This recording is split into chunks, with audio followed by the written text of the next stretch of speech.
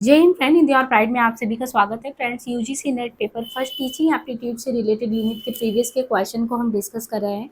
और यहाँ पे देखिए, जो आज हम टॉपिक करने वाले हैं, इसके जस्ट पहले हमने देखा था कि जो हमारा इवैल्यूएशन का पैटर्न है उसमें समेटिव होना चाहिए, यानी एक तरीके से हम कह सकते हैं कि उसको निर्माणात्मक में रखना चाहिए या एक स्टैंडर्ड फिक्स कर देना चाहिए। तो मतलब कौन सा एक क्लासरूम में बच्चों को एक तरीके से उनका क्या चल रहा है पढ़ाई का स्तर, उनको मापने के लिए कौन सा बढ़िया जो है संकल्पना होगा, कॉन्सेप्ट होगा।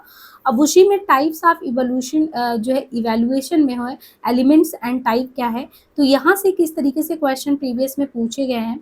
जैसे एक है कि आपको पूछा कि evaluation of an argument involve two step, namely evaluating the link between premises and conclusion and evaluating the truth of the premises. अब यहाँ पे समझना है कि कोई भी लॉजिक है उसके मूल्यांकन में दो चरण जो है, दो स्टेप शामिल होते हैं। पहले आधार वाक्य और निष्कर्ष के बीच संबंध का मूल्यांकन करना तथा आधार वाक्य के सत्य को फाइंड आउट करना। दूसरा, निगमनात्मक तर्क में जिनमें निष्कर्ष आधार वाक्यों से वास्तविक रूप से निकला है वैध कहे जाते हैं, और जिनके आधार वाक्य भी सत्य होते हुए सुदृढ़ तर्क कहे जाते हैं। यहाँ पे ये कह रहा है कि किसी भी तर्क का हमको कोई लॉजिक दिया गया, उसको इवैल्यूएट करना, उसको मापना है, तो हम हमेशा दो चरणों को उसमें देखेंगे। एक उसका बेस क्या है, एक उसका कंक्लूजन क्या निकल रहा है, इनके सत्य का मूल्यांकन करेंगे। एक होता है इंडक्टिव, एक होता है डिडक्टिव। तो आगमनात्मक में हमने कहा था कि कोई भी टॉपिक, आगमन मतलब कि कोई विशेष आया, तो कभी भी विशेष से लेके सामान्य की ओर जाएंगे तो वो हमारा इंडक्टिव होगा। और डिडक्टिव में जो है आपका मतलब कि जो ये इंडक्टिव है आगमन है, डिडक्टिव यानी निगमनात्मक। तो जो निगमनात्मक है इनमें क्या होता है कि निष्कर्ष आधार वाक्यों से वास्तविक रूप से निकला होता है, यानी ये सामान्य से जो है विशेष की बात की करता है। तो इसमें जो निष्कर्ष, जो कंक्लूजन है, वो जो आधार वाक्य जो बेस है उससे वास्तविक रूप से निकला है तो उसको वैलिड कहते हैं, और जिनके आधार पर भी सत्य होते हैं वे सुदृढ़ तर्क कहे जाते हैं। यहाँ पे देखिए ये क्वेश्चन, द टाइप ऑफ जो evaluation which gives feedback to student as well as teacher, कौन सी ऐसी जो प्रणाली है मूल्यांकन की जिसमें विद्यार्थी और शिक्षकों को भी फीडबैक देता है। Placement, formative, summative, diagnostic. अब यहाँ पे फिर हम कहेंगे कि जो फॉर्मेटिव है ये आपको बीच बीच में सुधार करने के लिए, जैसे आपकी क्लास में कोई भी चैप्टर कराया गया, चैप्टर कराने के बाद टेस्ट ले लिया गया, तो अब उसमें क्या है कि टेस्ट लेने के बाद ये फीडबैक पता चल गया कि वो बच्चे का स्तर क्या है, तो उसमें हम क्या कर सकते हैं, रचनात्मक मूल्यांकन में चीज़ों को फिर से वापस से उसमें आपको कुछ भी पढ़ा के इस तरीके से आपके नॉलेज को इन्हांस करके उस चीज़ में सुधार कर सकते हैं। फिर हो सकता है बाद में वो रिजल्ट बढ़िया आए। तो मूल्यांकन का वो प्रकार जो विद्यार्थी और शिक्षकों को भी, मतलब बच्चा भी पता चल गया हम कितने पानी में, टीचर भी पता चल गया हम कैसे पढ़ा रहे हैं, तो ये होता है जिसको फॉर्मेटिव कहते हैं, रचनात्मक। अब यही चीज़ अगर समेटिव होता, समेटिव में यानी संकल्पनात्मक में होता, संकलनात्मक में, तो ये क्या होता है कि आपका वही लास्ट में एग्जाम लेते हैं और फिर आपकी छुट्टी हो जाती है, फिर उस तरीके से कुछ सुधार की गुंजाइश नहीं रहती। तो रचनात्मक जो फॉर्मेटिव है वो फीडबैक बच्चे और विद्यार्थी दोनों के लिए ही अच्छा होता है। उसमें उद्देश्य छात्रों की प्राप्ति में सुधार हेतु टीचिंग और लर्निंग दोनों प्रक्रिया को संवर्धित करना है। The form of asking mainly closed-ended question that has been used in connection with the examination of people's normative standard is known as, मुख्यतः सीमित उत्तर वाले प्रश्नों को पूछने का तरीका जो लोगों को नियामक मानदंडों के परीक्षण के संबंध में प्रयुक्त किया जाता है उसे इस रूप में जाना जाता है। अबडक्टिव टेक्निक, अपगामी तकनीक, या उसको जो है हरमेंटिशियस टेक्निक, व्याख्यात्मक तकनीक कहते हैं, या बहिर्वासी तकनीक कहते हैं, या शब्द चित्र वेगेटिव टेक्निक करके ये कहते हैं, मतलब जिसमें सीमित उत्तर वाले प्रश्न को आपको से पूछा जाएगा और आराम से दे देंगे, तो इसको ये बताया गया कि शब्द चित्र कहते हैं। मुख्यतः जो सीमित उत्तर वाले प्रश्न है, 21 में ये क्वेश्चन आया है कि जो मुख्यतः सीमित उत्तर वाला प्रश्न है उसको पूछने का तरीका जो लोगों के नियामक मानदंडों को टेस्टिफाई करता है उसे शब्द चित्र तकनीक भी कहते हैं। ये तकनीक मानसिक प्रक्रिया को समझने में, अचानक आपसे डायरेक्ट क्वेश्चन पूछा गया और बहुत ही सीमित उसमें उत्तर देना है तो आपकी मेंटल एबिलिटी चेक हो जाती है, और इसमें जो है निरीक्षण और शास्त्रीय प्रयोग से भी समझना मुश्किल है, लेकिन ये रोजमर्रा की जिंदगी में होने वाले कार्य प्रोत्साहन से अलग होता है। अब यहाँ पे आपको दिया है कि जो क्लासरूम है, classroom assessment of learning particularly beyond the early elementary grades has been based almost exclusive exclusive on paper and pencil test. विशेषकर आरंभिक जो प्राथमिक ग्रेडों के आगे अधिगम का कक्षा आकलन अधिकांश अनन्य रूप से कागज और कलम परीक्षण पर आधारित है, जो प्रत्यक्ष रूप से मापने के स्थान पर संकेत करता है कि बच्चों ने क्या सीखा। और दूसरी चीज कह रहे हैं कि प्रमाणिक परीक्षा में शिक्षार्थियों से अपने कौशल और व्यवहार का उस प्रकार प्रदर्शन करने के लिए नहीं कहा जाता जैसा वे कक्षा से बाहर की वास्तविक दुनिया में करेंगे। अब यहाँ हमें ये चीज समझना है कि कथन एक जो है ये कह रहा है कि वो सही है, क्योंकि बच्चों के मूल्यांकन, जो बच्चों का मूल्यांकन किया जाता है उसकी एक विधि को बताया गया कि जिसमें आरंभिक प्राथमिक ग्रेडों के आगे लर्निंग का कक्षागत आकलन कागज और कलम परीक्षा पर आधारित होता है। पहली चीज कि आरंभिक जो शुरुआत के प्राथमिक ग्रेड दिए जाते थे उसके आगे की जो लर्निंग होती है वो हमारी जो कक्षागत आकलन वो कागज और कलम पर होती है। दूसरी कह रहे हैं कि दूसरा जो कथन है वो गलत है, क्योंकि प्रमाणिक परीक्षा में वास्तविकता पर आधारित कौशल और व्यवहार प्रदर्शन कराकर उसका मूल्यांकन किया जाता है। यहाँ पे क्वेश्चन है कि एक विद्यार्थी की गुणवत्ता निर्धारण के लिए मानदंडों को दर्शाने वाली चिन्हांकन सूची या निर्धारक का क्या नाम है? विसरण, डिफ्यूजन, ट्रैक सिस्टम या रूब्रिक्स कहते हैं या डिडक्शन कहते हैं। एक विद्यार्थी की गुणवत्ता निर्धारण के लिए मानदंडों को दर्शाने वाली चिन्हांकन सूची या निर्धारण का नाम क्या है? उसको रूब्रिक्स कहते हैं। रूब्रिक्स एक मूल्यांकन उपकरण है जो लिखित से मौखिक, दृश्य आदि प्रकार के शिक्षार्थी उपलब्धि या कार्यों को एक संरचित उपलब्धि मानदंड पर स्थापित करके अस्पष्ट उपलब्धि अंक तैयार किया जाता है, जिसमें असाइनमेंट, कक्षा सहभागिता एवं अनन्य समग्र ग्रेडों को चिन्हित किया जाता है। रूब्रिक्स दो प्रकार के होते हैं, एक समग्र रूब्रिक्स होता है, एक विश्लेषणात्मक रूब्रिक्स होता है, जो विद्यार्थी की गुणवत्ता निर्धारण के लिए मानदंडों को दर्शाता है। यहाँ पे देखिए दो स्टेटमेंट दिए हैं। In non reference testing of student test data help us determine student place or rank. अब देखिए नॉन रेफरेंस वाला मानक संदर्भित वाले में कि ये कौन से रैंक पे बच्चा है क्या है वो चीजें बताता है। ये नहीं कह रहा कि विद्यार्थियों का जो नियम संदर्भित है नॉन रेफरेंस वाला है वो ये टेस्टिफाई करता है कि जो बच्चा है वो क्लासरूम में कहाँ पे ठहरता है। और जो निकस क्राइटेरियन वाले में है तो हमने दोनों चीज़ों के बारे में बताया कि क्राइटेरियन वाले में अपने को तुलना करिए कि आज जो आप है इससे पहले मान लीजिए यूजीसी नेट एग्जाम आपने पहले अपीयर किया हो और अभी आप कर रहे हो तो आपको पहले क्या कमी रह गई और उससे अभी क्या सुधार हुआ टेस्ट वगैरह में। तो आप इस तरीके से अपनी ही पूर्व जो क्षमता उससे अभी की तुलना कर रहे हैं तो ये आपका क्राइटेरियन है। और पूरे क्लासरूम में जितने भी बच्चे उनमें से किसी एक को स्टैंडर्ड फिक्स कर दिया गया कि ये जितना बच्चा मार्क्स लाता है इसके अकॉर्डिंग और बच्चे इसके आसपास लाते हैं तो ये ठीक ठाक स्थिति में अदरवाइज नीचे है। तो उसको हमने क्या कर दिया कि उस बच्चे को क्या बना दिया पूरे क्लास में एक तरीके से मानक संदर्भित कि इसी के आसपास की बात होगी। तो निकट संदर्भित में परीक्षण आंकड़े एक छात्र की निपुणता के स्तर को बताता है। तो आप खुद ही अब उत्तर बता सकते हैं कि जो है पहला और दूसरा कि एक मानक वाले में शिक्षार्थी की उपलब्धि का मापन किसी मानक के आधार पर होता है, तो छात्रों की परीक्षा एक कराने से पहले एक स्टैंडर्ड फिक्स कर लेते हैं। और निष्कर्ष संदर्भित में शिक्षार्थी की उपलब्धि का मापन किसी निष्कर्ष के आधार पर करते हैं। यहाँ पे देखिए क्वेश्चन दिया है कि आपको ये देखना है कि एक असर्शन है दूसरा रीजन है। असर्शन एंड रीजन में हमको देखना है जो formative assessment is process linked and directed eight raising motivation and engagement level in learning. जो निर्माणात्मक आकलन प्रक्रिया है जो अधिगम से संबंधित है और उसमें प्रेरणा और कार्य स्तर को बढ़ाने में निर्देशित होता है। अब यहाँ से देखिए फिर से क्वेश्चन आपको वही पूछा है फॉर्मेटिव असेसमेंट से। फॉर्मेटिव असेसमेंट से संबंधित आपको बताना है कि जो निर्माणात्मक आकलन प्रक्रिया है जो अधिगम से संबंधित है और उसमें प्रेरणा और कार्य स्तर को बढ़ाने में निर्दिष्ट होता है। दूसरा इसने क्वेश्चन किया कि फॉर्मेटिव आकलन का प्रयोजन जो लर्निंग आउटकम है उनकी गुणवत्ता में सुधार लाता है। आपको खुद ही बताना है कि ये चीज़ें जो है फॉर्मेटिव आपके लिए किस हद तक जो है यूजफुल रहता है। तो यहाँ पे देखिए निर्माणात्मक आकलन प्रक्रिया जो लर्निंग से जुड़ा है उसमें प्रेरणा और कार्य स्तर को बढ़ाने में निर्देशित करता है, सही है। इस संदर्भ में दिया गया कारण जो है निर्माणात्मक आकलन का प्रयोजन अग्रिम परिणामों की गुणवत्ता में सुधार लाना है, ये भी जो है सही व्याख्या कर रहा है। यहाँ पे देखिए जो दिया है question achievement and aptitude test are design to access the upper limit of the examine knowledge and ability. उपलब्धि और अभिक्षमता दो चीजें हैं, अचीवमेंट एंड एप्टीट्यूड। ध्यान से देखिए एक बोला है कि उपलब्धि, दूसरा का है अभिक्षमता। तो कह रहा है कि उपलब्धि और अभिक्षमता परीक्षणों को परीक्षार्थियों के ज्ञान और उनकी क्षमता की ऊपरी सीमा का आकलन करने के दृष्टिगत तैयार किया जाता है। दूसरा कह रहा है कि वस्तुनिष्ठ व्यक्तित्व परीक्षण और प्रक्षेपीय व्यक्तित्व परीक्षण जो है परीक्षार्थियों के विशिष्ट व्यवहार व गुण की माप करने के प्रयोजन से तैयार किया जाता है? आपको इसमें से बताना है। तो यहाँ पे ध्यान दीजिए कि उपलब्धि और अभिक्षमता परीक्षणों को परीक्षार्थियों के ज्ञान और उनकी क्षमता की ऊपरी सीमा का आकलन करने के दृष्टिगत तैयार किया जाता है। दोनों परीक्षण छात्रों के संज्ञानात्मक एवं अवबोध स्तर का ज्ञान कराते हैं। यह परीक्षण मानकीकृत तथा अमानकीकृत दोनों प्रकार का होता है।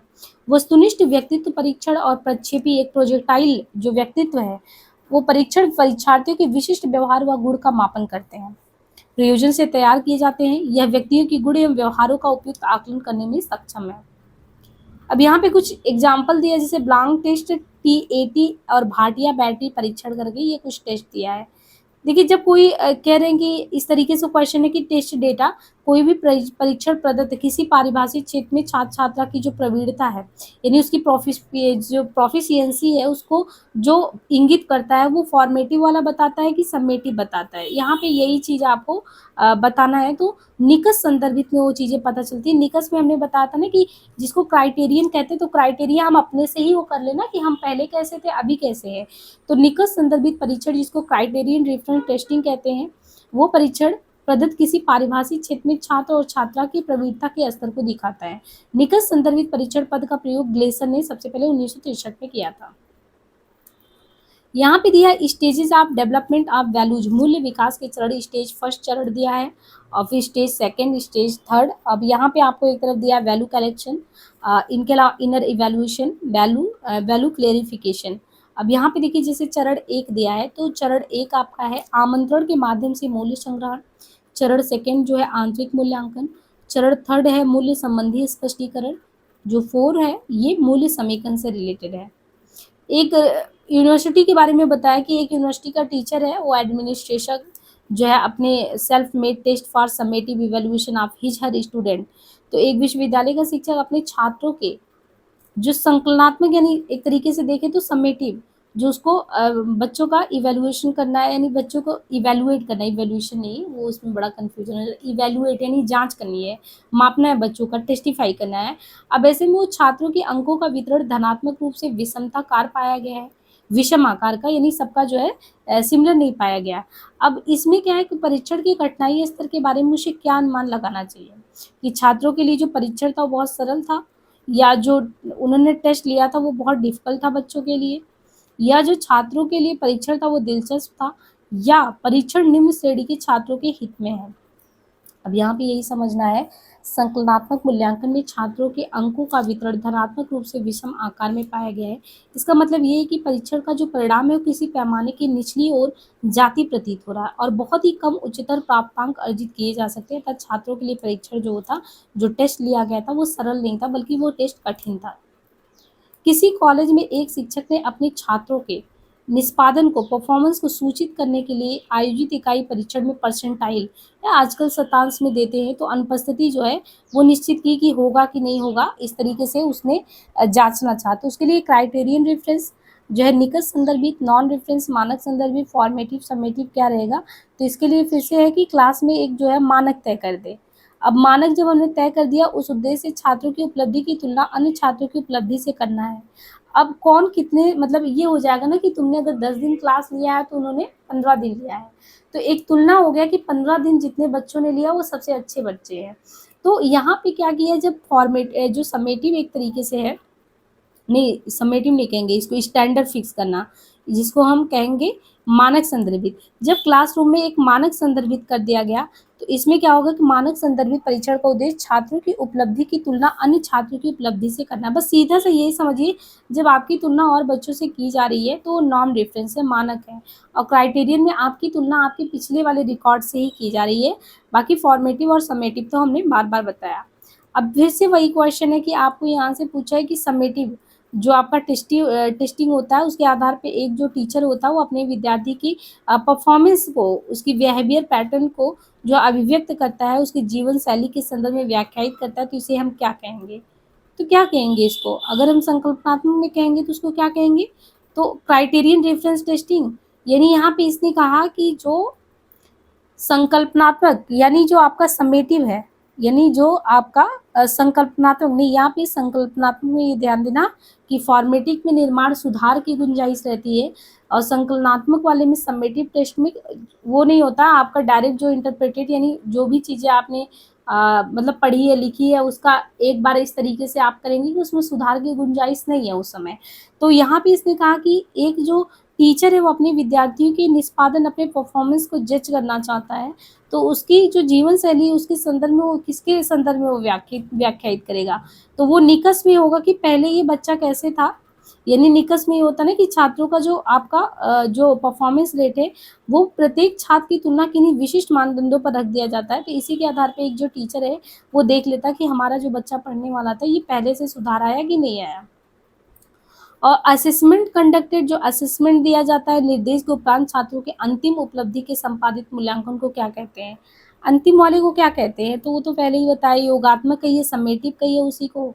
देखिए यहाँ पे योगात्मक कहते हैं, हिंदी में संकल्पनात्मक कहते हैं, बाकी समेटिव असेसमेंट आपको ध्यान रखना है कि जो आपको निर्देश दिया जाता है फिर लास्ट में आपको ये बोला जाता है कि जो है जो भी चीज़ें है उसको संपादित करिए, फिक्स वो करना है, तो ये जो है आपका समेटिव में आता है। निम्नलिखित में से किस मूल्यांकन प्रणाली में शिक्षण के दौरान अनौपचारिक रूप से मूल्यांकन होता है, अनौपचारिक तो फॉर्मेटिंग में बीच बीच में होता रहता है, और औपचारिक तो मतलब पूरा आपका जो सेशन खत्म होता है पूरे क्लास ही होता है कि आपके ईयर के लास्ट में पेपर कराए जाएंगे। तो निर्माणात्मक जो मूल्यांकन है जो सम्मेटिव है, जो फॉर्मेटिव है उसमें शिक्षण के दौरान बीच बीच में अनौपचारिक रूप से आपको टेस्ट किया जाता रहता है। इसे आंतरिक मूल्यांकन के नाम से भी जानते हैं कि इसका जो नहीं कहते कि हमारा इंटरनल एग्जाम होने वाला है, तो इंटरनल में बीच बीच में यही चीज़ें कहते हैं। इकाई के अंत में परीक्षण, मौखिक परीक्षण त्रैमासिक 3 महीने में मौखिक हो गया, ऐसे करके बीच बीच में आपको आपके टीचर जो है वो चेक करते रहते हैं। अब यहाँ पे देखिए नीचे 2 कथन दिए गए हैं। पहला दिया है कि for ensuring effective teaching learning system both norm reference testing NRT and criterion reference testing CRT procedure should be synthesize, यानी प्रभावी शिक्षण अधिगम प्रणाली में सुनिश्चित करने हेतु प्राप्तांकों के निर्वचन में मानक संदर्भित जांच एनआरटी। अब यहाँ पे एक है दिया है एनआरटी यानी नॉर्म रेफरेंस टेस्टिंग, नॉर्म वाला हो गया, एक क्राइटेरियन हो गया निकस। इनमें कह रहे हैं कि प्रभावी यानी टीचिंग इफेक्टिव है या नहीं है, तो हमको चेक करना है कि टीचिंग इफेक्टिव है कि नहीं, तो दोनों की क्या जांच दोनों प्रकार की पद्धति से संश्लेषित करना चाहिए।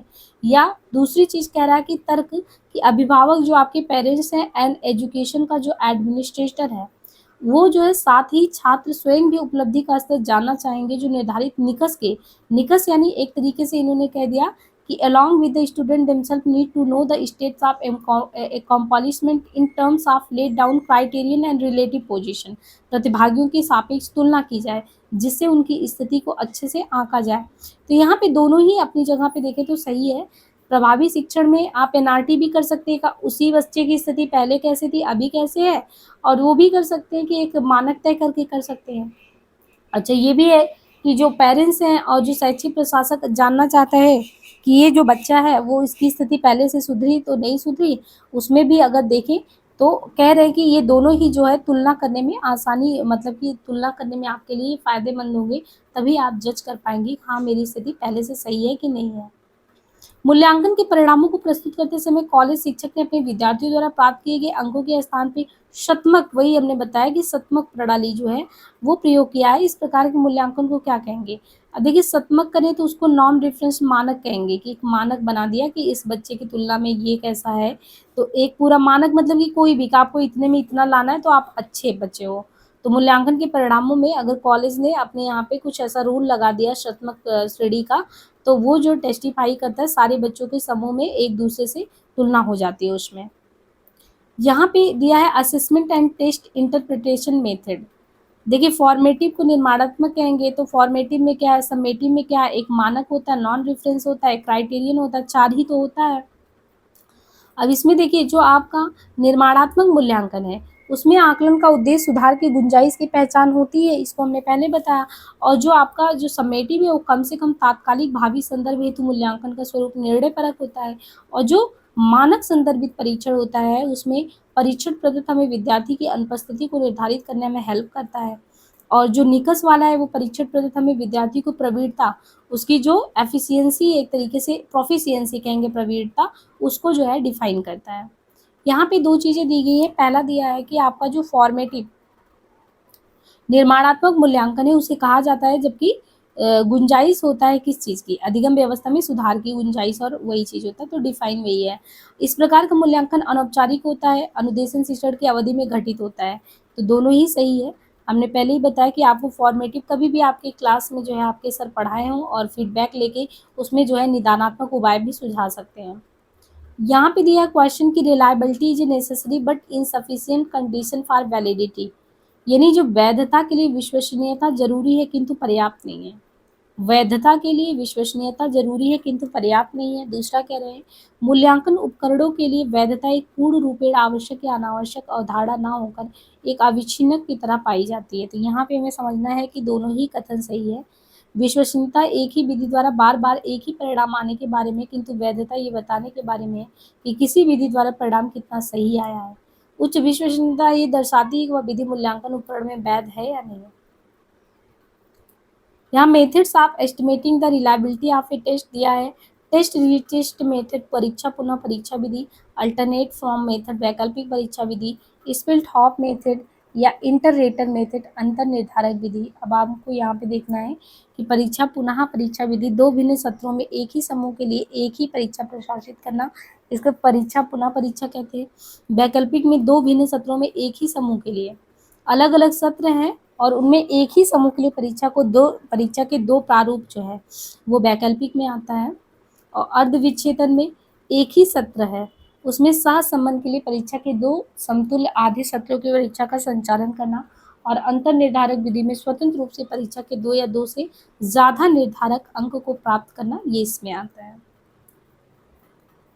आगे का क्वेश्चन है कि निर्माणात्मक मूल्यांकन का मुख्य उद्देश्य क्या होता है।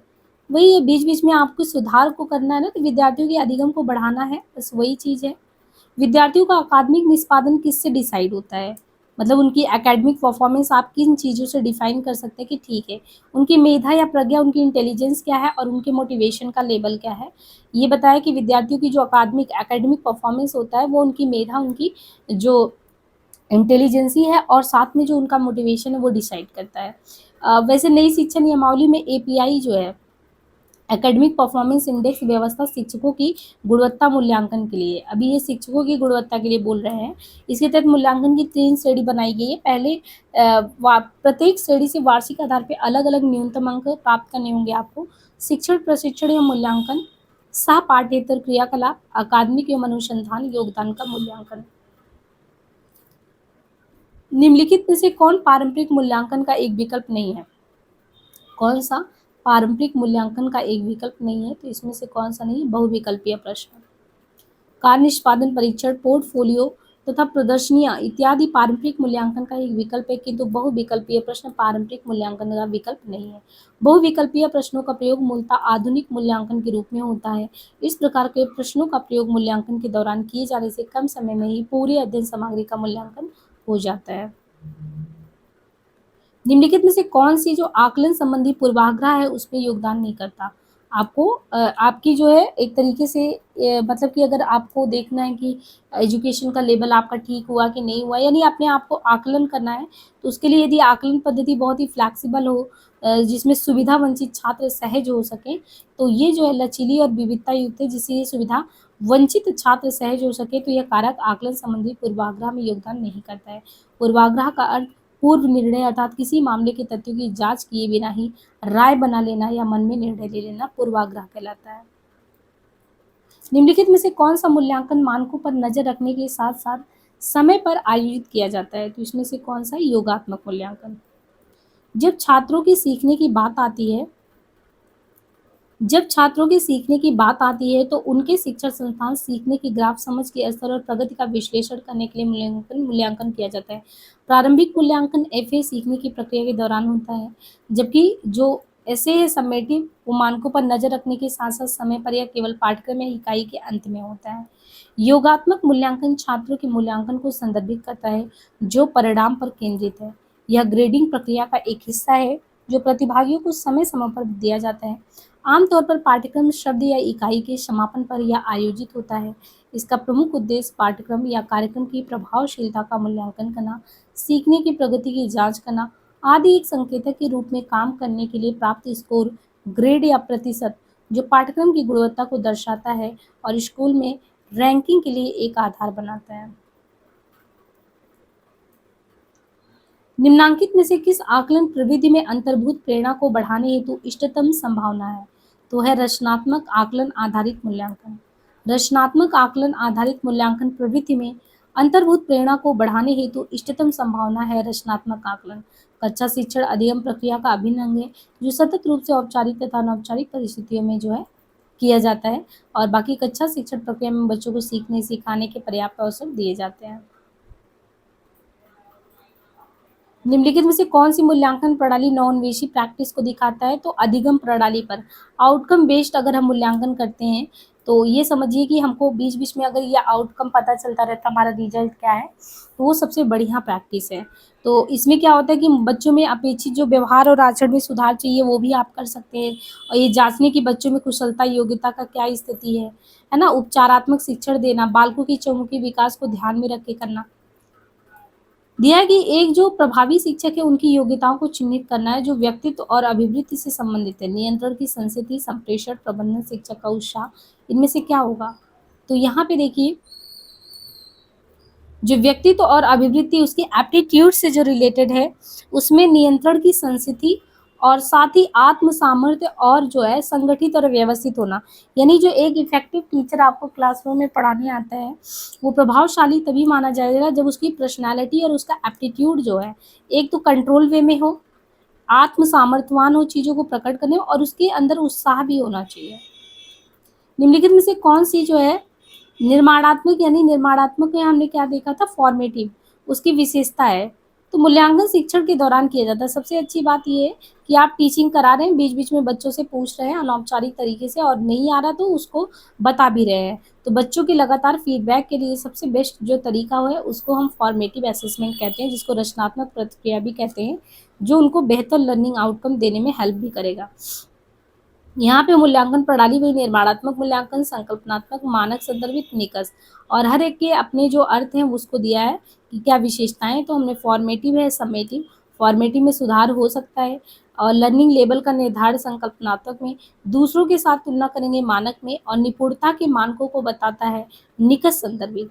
तो यहाँ पे हमने कुछ जो है ये जो है आपका कैसे हम अपने आप को इवैल्यूएट करेंगे उनसे रिलेटेड जो है क्वेश्चन को गया। बाकी हम नेक्स्ट पार्ट में करेंगे, वीडियो बहुत लंबा हो जाएगा, और आपको डिस्क्रिप्शन में लिंक दे दिया जाएगा टेलीग्राम का, वहाँ से जुड़ जाएं बराबर अपडेट के लिए। आज के लिए इतना, धन्यवाद।